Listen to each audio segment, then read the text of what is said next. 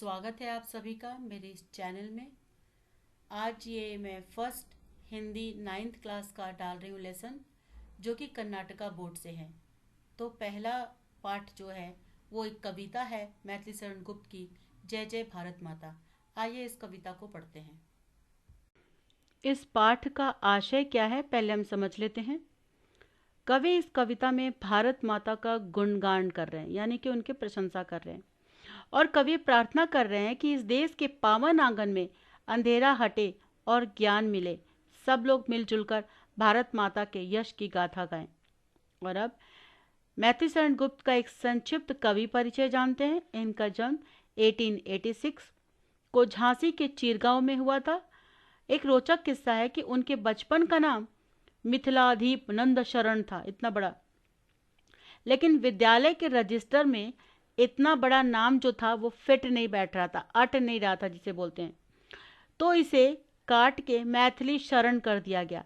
धनाढ़ वैश्य घराने में, यानी कि बहुत अमीर घर के वैश्य जाति में जन्म लेने के कारण इनके नाम में तो गुप्त पहले से ही शामिल था।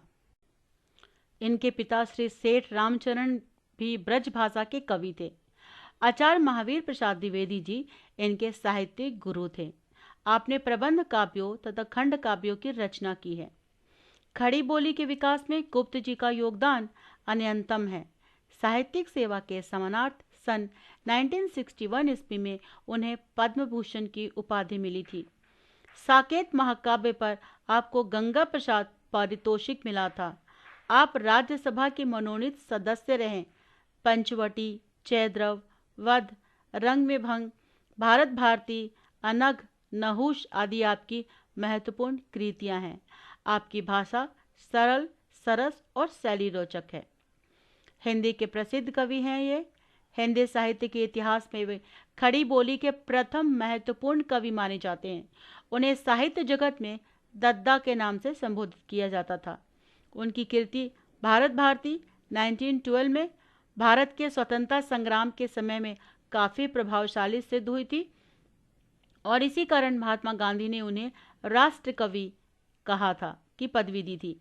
इनकी जयंती 3 अगस्त को हर वर्ष एक कवि दिवस के रूप में मनाया जाता है।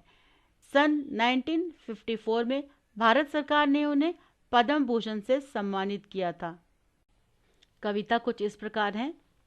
जय जय भारत माता, ऊंचा हिया हिमालय तेरा, उसमें कितना स्नेह भरा, दिल में अपने आग दबाकर रखता हमको हरा भरा।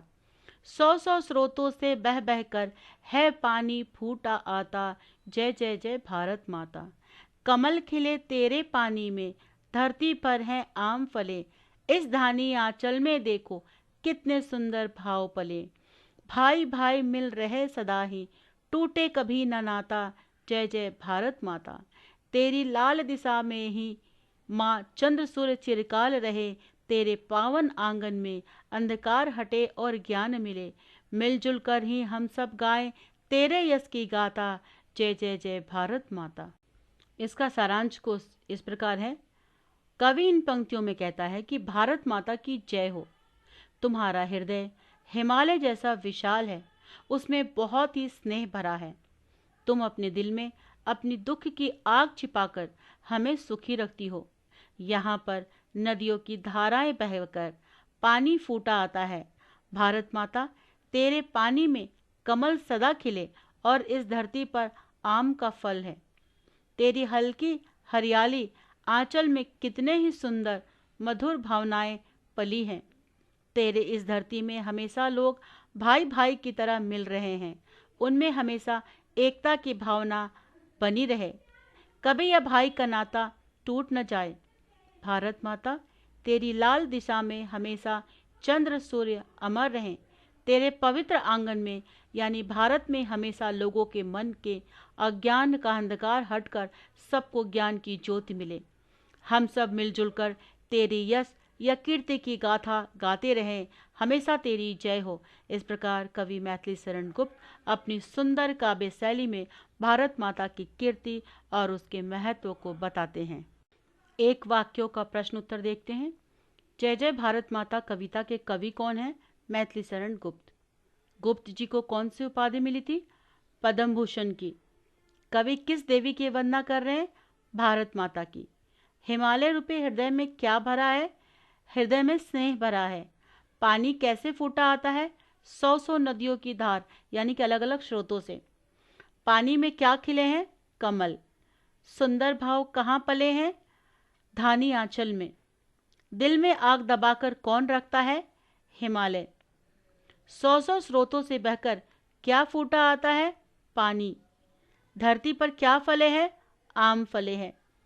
कवि भारत माता की लाल दिशा में किसको चिरकाल तक रहने की कामना करते हैं? चंद्र और सूर्य को।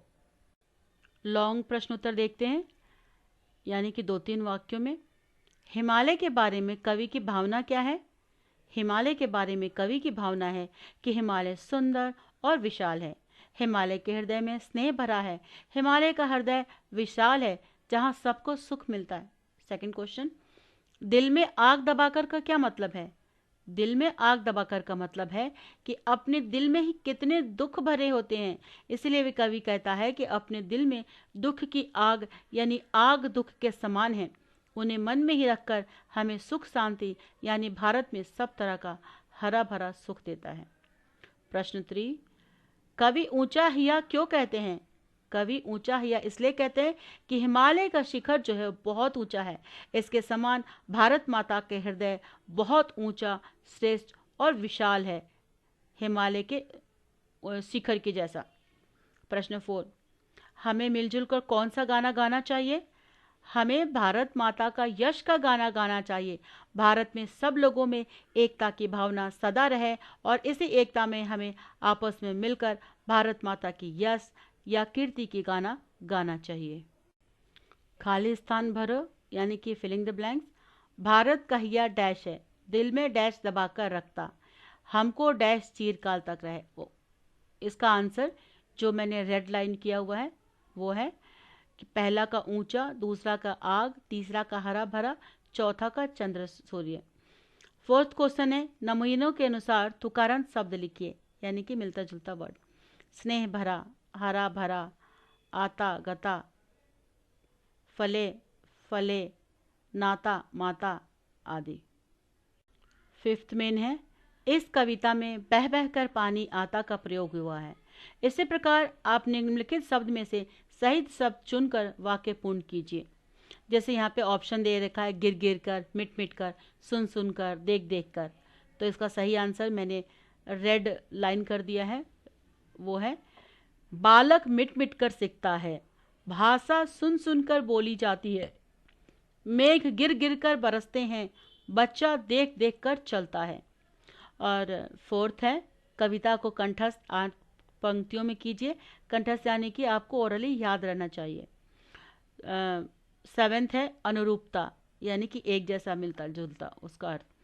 सागर विशाल, हिमालय ऊंचा, अंधकार अंधेरा, पवित्र पावन, आम धरती, कमल पानी, सूर्य सूरज, चंद्र चांद। नेक्स्ट क्वेश्चन है, उल्टे अर्थ लिखो, यानी कि अपोजिट वर्ड, जिसको बोलते हैं विलोम शब्द।